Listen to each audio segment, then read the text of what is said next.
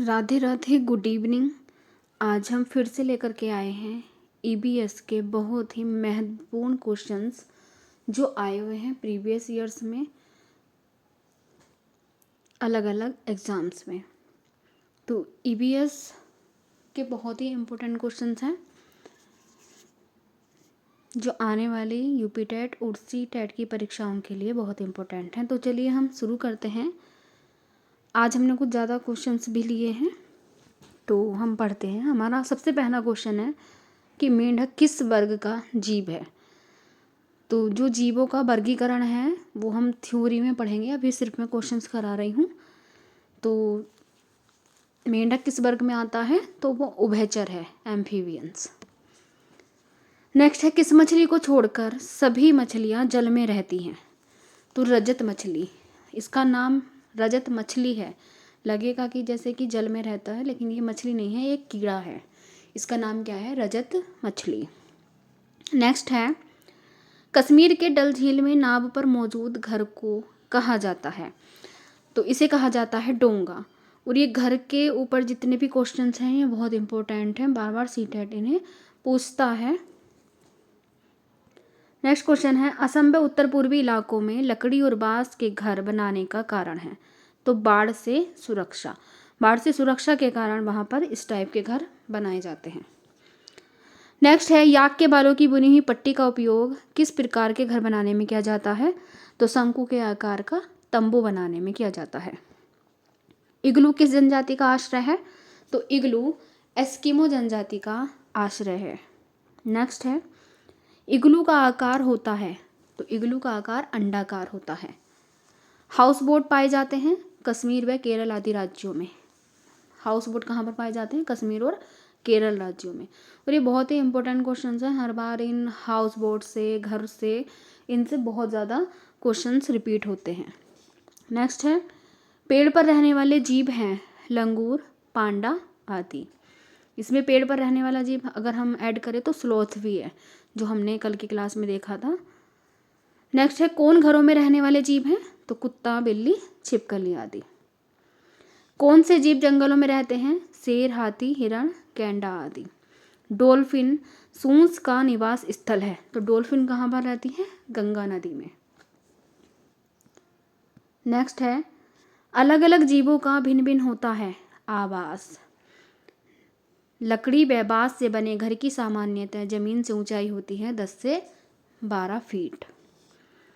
Eskimo शिकारियों का स्थायी घर होता है इग्लू। अभी ऊपर भी आया था ये क्वेश्चन, तो इम्पोर्टेंट क्वेश्चन है ये, बार बार पूछा भी जाता है।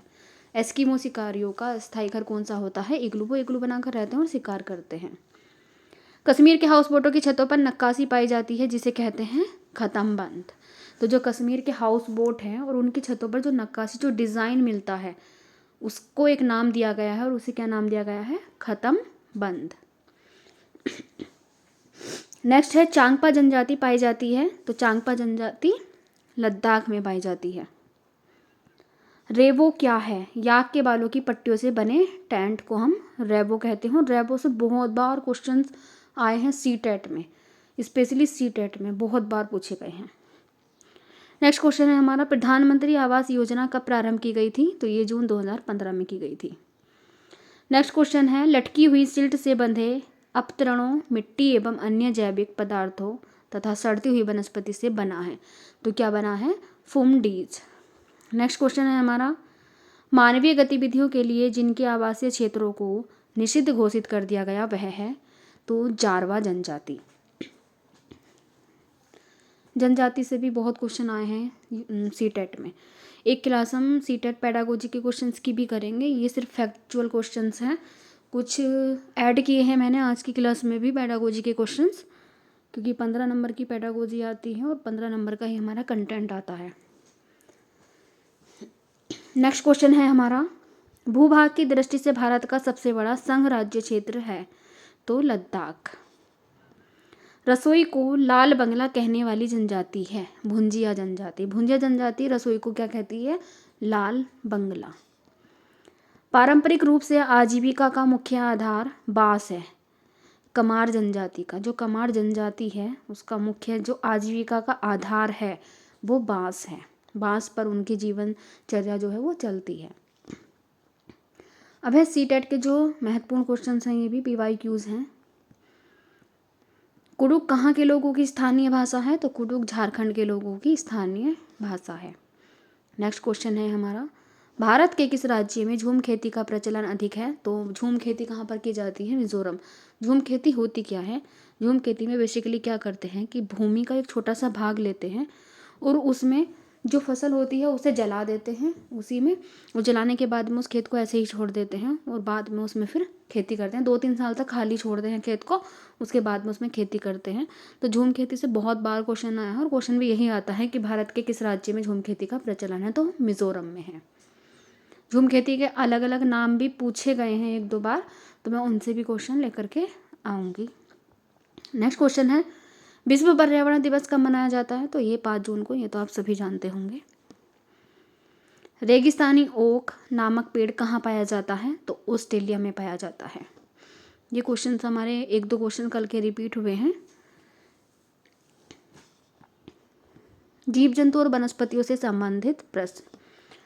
निपेंथिस पौधा कीड़े मकोड़ों को क्यों खाता है? नाइट्रोजन की कमी पूरे करने के लिए, क्योंकि निपेंथिस जो है जिसे हम घटपन्ने भी कहते हैं, उसके पौधे में क्या होती है? कमी हो जाती है, तो वो इसलिए कीड़े मकोड़ों को खाता है। कांसा ब्रोंज किन 2 धातुओं का मिश्रण है? तांबा और टिन का। नर पक्षी घोंसला बनाते हैं और मादा पक्षी सबसे अच्छा घोंसला चुनती है। यह कौन सा पक्षी है? तो यह है बीवर पक्षी, और बीवर पक्षी से बहुत बार क्वेश्चन आया है, इम्पोर्टेंट है। चंपा जनजाति कहाँ पाई जाती है? तो ये लद्दाख लेह में पाई जाती है। वह कौन सा जानवर है जिसके सामने दांत हमेशा बढ़े रहते हैं? सामने के दांत, तो गिलहरी। गिलहरी के दांत सामने के बढ़े रहते हैं। नेक्स्ट क्वेश्चन है, अल बिरूनी जिस किस देश से भारत आया था? तो उज्बेकिस्तान से। अल बिरूनी कहाँ का था? उज्बेकिस्तान का। माउंट एवरेस्ट को नेपाल में किस नाम से जाना जाता है? तो सागर माथा। माउंट एवरेस्ट को नेपाल में सागर माथा कहा जाता है। चिपको आंदोलन के प्रणेता कौन थे? तो सुंदरलाल बहुगुणा थे। नेक्स्ट क्वेश्चन है, तरुण भारत संघ संस्था किससे संबंधित है? तो जल संरक्षण से। तरुण भारत संघ, ये क्वेश्चन अभी हाल ही किसी एग्जाम में आया था, तरुण भारत संघ, और इम्पोर्टेंट क्वेश्चन है। ये किससे जाना जाता है? वाटर कंजर्वेशन से। नेक्स्ट क्वेश्चन है हमारा, कौन सा कीड़ा अपनी मादा को उसकी गंध से कई किलोमीटर दूर से पहचान लेता है? तो वो है रेशम का कीड़ा। नेक्स्ट क्वेश्चन है हमारा, पेडागोजी के कुछ प्रश्न हैं इसमें।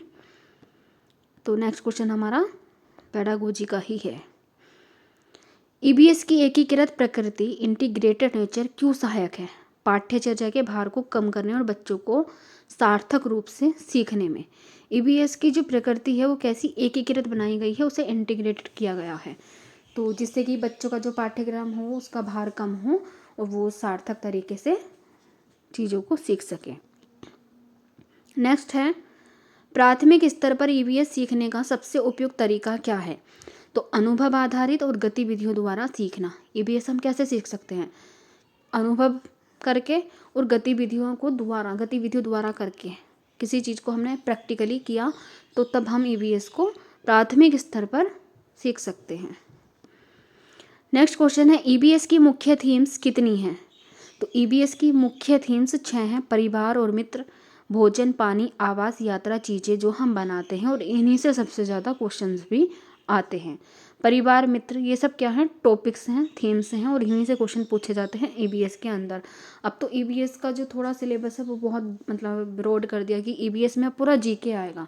पहले क्या था? सिर्फ EBS था, अब GK भी है, पॉलिटी है, हिस्ट्री है, ज्योग्राफी है, तो ये सब भी पूछा जाता है। नेक्स्ट क्वेश्चन है, CCE का पूर्ण रूप क्या है? तो सतत और व्यापक मूल्यांकन, कंटिन्यूस एंड कॉम्प्रिहेंसिव इवैल्यूएशन। ये क्या है? इम्पोर्टेंट है। CCE कई बार पूछा गया है कि इसका पूर्ण रूप क्या है।